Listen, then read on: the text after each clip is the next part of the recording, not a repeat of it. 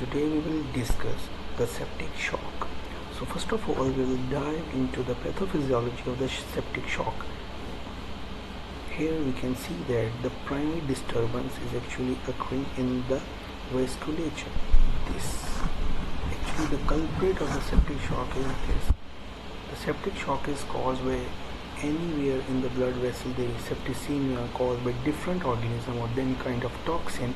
We will not go deep detail of that kind of toxin, but first of all, the focus here of the septic shock is what is the major pathology.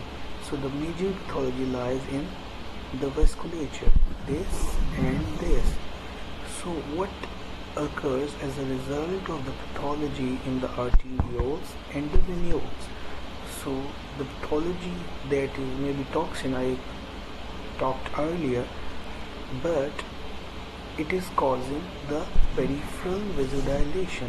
So when there is peripheral vasodilation, that causes decrease in the systemic vascular resistance. So when there is decrease in the systemic vascular resistance, that actually cause decrease in the preload. And what is the preload? Actually the decrease of the blood flow in the superior and the inferior vena cava that ultimately leads to the right-sided heart. So when there is a decreased flow to the right-sided heart, that ultimately decreases the cardiac output. And as you can see it here in the diagram, there is vasodilation that is ultimately decreasing the blood flow in the vena cava, that is the preload. So that decreases the blood in the right heart.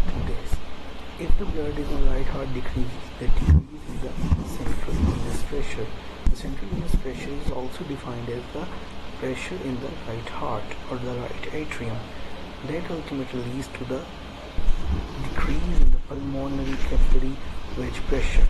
So what is the pulmonary capillary wedge pressure? You can get clear that we can't actually measure the pressure in the pulmonary arteries and the pulmonary venules. So for that we actually measure the pressure in the left atrium. For that we pass the Swan's gas catheter, so that measures the pressure of the left atrium.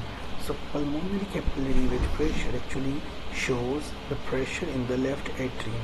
So when that decreases, that ultimately leads to decreased cardiac output. So all that is the pathophysiology of the septic shock. Thank you very much.